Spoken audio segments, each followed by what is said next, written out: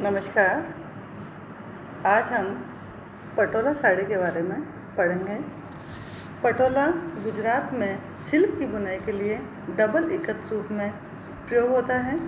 इसमें ताने व बाने के धागों को बुनाई से पहले डिजाइन के अनुसार बांधकर, रंग कर, फिर बुनाई के द्वारा स्पष्ट डिजाइन बनाते हैं।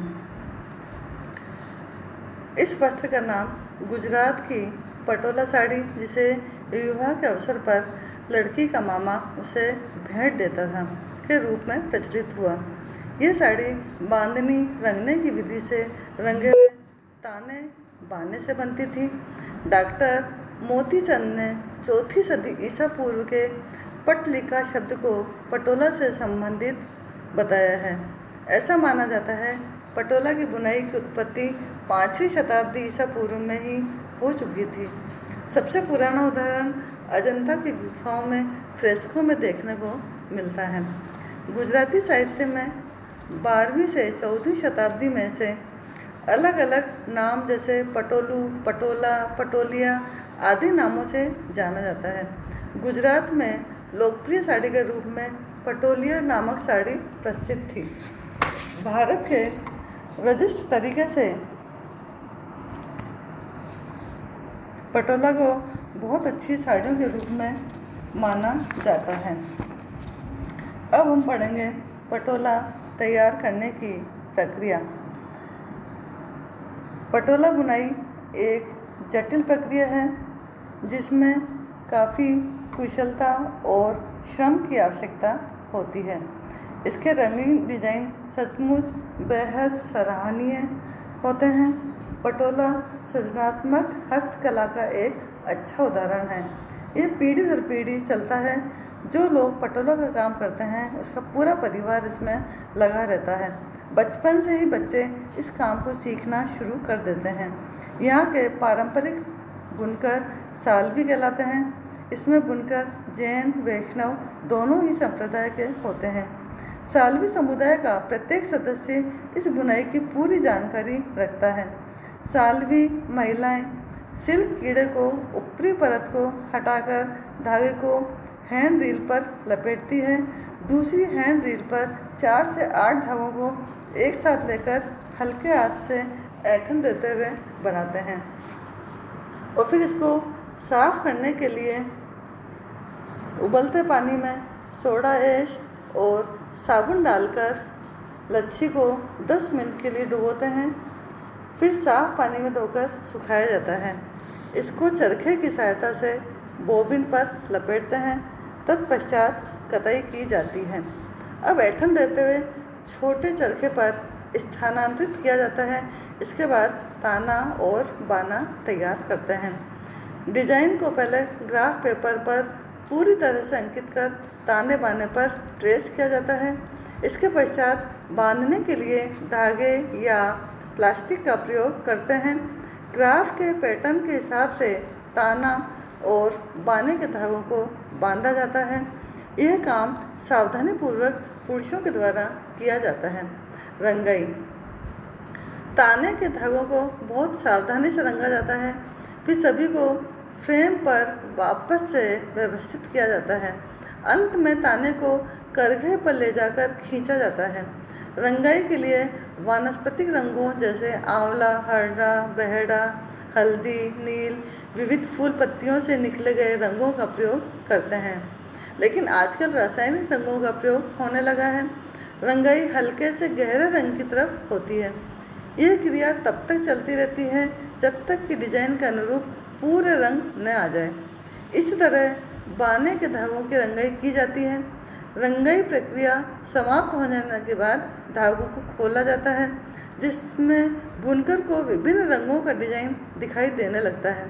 अधिकांशतः रंगाई में 5 रंगों का ही प्रयोग होता है, जैसे लाल, पीला, हरा, सफ़ेद, काला। इन्हीं 5 रंगों का आपसी संयोजन होता है। जैसे मैरून के लिए सफ़ेद और गहरे नीले रंग का लाल के साथ सफ़ेद रंग का संयोजन होता है। रंग कभी भी बहुत चमकीले या मंद नहीं होते। इसका संयोजन आँखों को आकर्षित करने वाला होता है। पटोला की बुनाई सादे करघे पर की जाती है। इसके औजार बम्बू के होते हैं। ताने के धागे को करघे पर लगाया जाता है और बाने को बोबिन पर लपेटा जाता है। इसमें पेड़ से चलने वाला पैडल नहीं होता, लेकिन एक हैंडल होता है। बुनाई के लिए करघा बांस या लकड़ी का बना होता है। मुख्य भाग बांस व अन्य भाग लकड़ी के बने होते हैं। इसकी बुनाई श्रम साध्य होती है। एक दिन में लगभग 25 सेंटीमीटर ही बुनाई हो पाती है।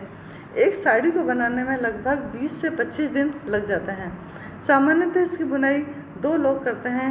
इन दोनों बुनकरों में एक खड़ा रहकर बुनाई करता है और दूसरा बैठकर बुनता है। बुनकर द्वारा डिजाइन के अनुसार ताने और बाने के धागों को स्टील की सुई के द्वारा व्यवस्थित किया जाता है। पटोला की मुख्य विशेषता यह है कि वस्त्र में आगे और पीछे की तरफ एक सा डिजाइन बनता है। पटोला वस्त्र हमेशा प्लेन बुनाई से बुने जाते हैं। पटोला में प्रयोग होने वाले सिल्क का धागा पश्चिम बंगाल, कर्नाटक, कश्मीर, जापान, कोरिया और चीन से मंगाया जाता है। अब हम अध्ययन करेंगे डिजाइन के बारे में। पटोला वस्त्र अपने अद्भुत रंग और संयोजन के लिए प्रख्यात है। पारंपरिक पटोला वस्त्र आयताकार बिना सिले वस्त्र के रूप में बनता था। भारत में अधिकतर इसका उपयोग साड़ियों के रूप में होता है। पटोला में ज्यामितीय अलंकरणों का मुख्य रूप से सतह और साथ में पशुओं, फूल, पौधों एवं मानव आकृति का प्रयोग बॉर्डर और पल्लू में किया जाता है। पारंपरिक पटोला के लगभग 40 नमूने विभिन्न प्रकार के होते हैं। सिर्फ एक प्रकार के नमूने को छोड़कर जो चोली के लिए ही बनाया जाता है, शेष सभी साड़ी और ओढ़नी के लिए होते हैं। सभी प्रकार के पटोला में विभिन्न अलंकरणों का संयोजन किया जाता है। पटोला साड़ी को निम्न अलंकरणों के नाम से जाना जाता है: पान भात, रत्नचौक भात, नारी कुंजर भात, फुलवारी भात, छबड़ी भात, बोरा गांजी भात, गाला वाली भात, बागवार हाथी भात, अखरोट भात और महाराष्ट्र भात। अब पढ़ेंगे अपन पटोला के बुनाई केंद्र। पटोला प्राचीन काल से ही इसका मुख्य बुनाई केंद्र गुजरात रहा है। अहमदाबाद, सूरत, पाटन, बड़ौदा, भरूच कस्बे का नाम विशेष रूप से था। अन्य केंद्रों में जालन, जूनागढ़, बुरहानपुर, कोचीन और त्रिवेंद्रम आदि को लिया जा सकता है। उपयोग: पटोला गुजरात की वैवाहिक साड़ी है। ये काफ़ी महंगी होती है। इसका उपयोग जैन, हिंदू, मुसलमान सभी समुदाय करते हैं। साड़ी के अलावा लुंगी, ओढ़नी, वॉल हैंगिंग, पर्दे, सजावटी वस्त्र, रुमाल आदि के लिए भी प्रयोग किया जाता है। गुजरात के अलावा महाराष्ट्र, दक्षिण भारत में विभिन्न अवसरों पर इसको पहनने का प्रचलन है। दक्षिण भारत में पटोला का उपयोग मंदिर मूर्तियों की सजावट के लिए किया जाता है। गुजरात के हर माता पिता का सपना होता है कि विवाह के अवसर पर अपनी पुत्री को अपनी क्षमता अनुसार सुंदर से सुंदर पटोला साड़ी उपहार स्वरूप भेंट दे सके। गुजरात की पटोला साड़ियों के बारे में आम बात प्रचलित है कि पटोला साड़ियाँ चाहे कितनी ही पुरानी होकर फट जाए, लेकिन उसके ऊपर जो कलाकृति बनाई जाती है उसका रंग कभी भी फीका नहीं पड़ता। इसलिए यह आज जीवन बहुत ही सुंदर प्रतीत होती है। धन्यवाद।